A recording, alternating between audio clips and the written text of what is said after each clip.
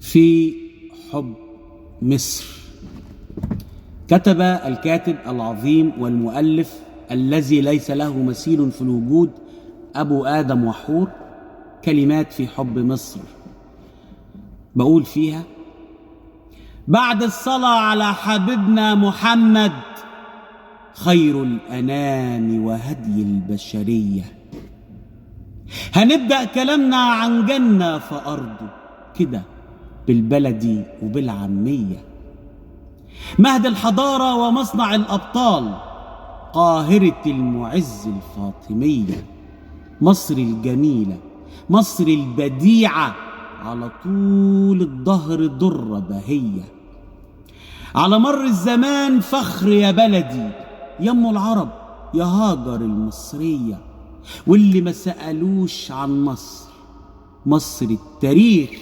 مصر المهابة، مصر الأبية،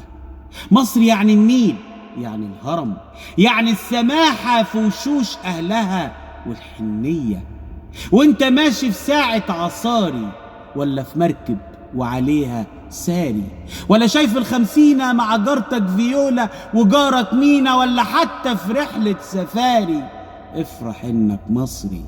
افخر انك مصري، لان مصر بيك قوية. ايوه،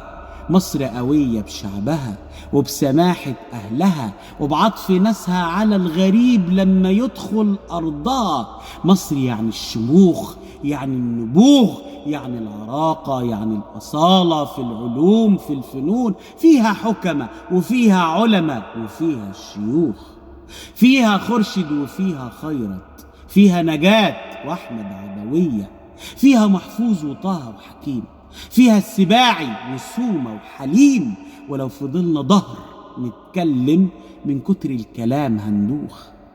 مصر هتفضل طول العمر ولادة في كل مجال، مصر الريادة، في التجارة، في الصناعة، في الفنون، في الزراعة، حتى الدعاء في دور العبادة، وفي العسكرية اتخلقنا قادة وعلى الجيوش تدي التحية. نشوف شوية تاريخ بلدنا، نشوف كفاحنا، نشوف نبوغنا، والجبرتي ياما قال وغنى عن جدودنا، عن تراثنا، كله شدى بحبك يا مصر، وتعيشي يا بلادي على مر الزمان أمن وأمان، طهر ونقاء، حرة أبية. وفي الختام ولا يخلص أبدا الكلام عن مصر، لسه فيه كتير وأكيد للحديث بقية. صلوا على النبي الأمين، قائد الغر المحجلين، شفيع العاصين والمذنبين، سيدي أبا القاسم أشرف الخلق أجمعين، خير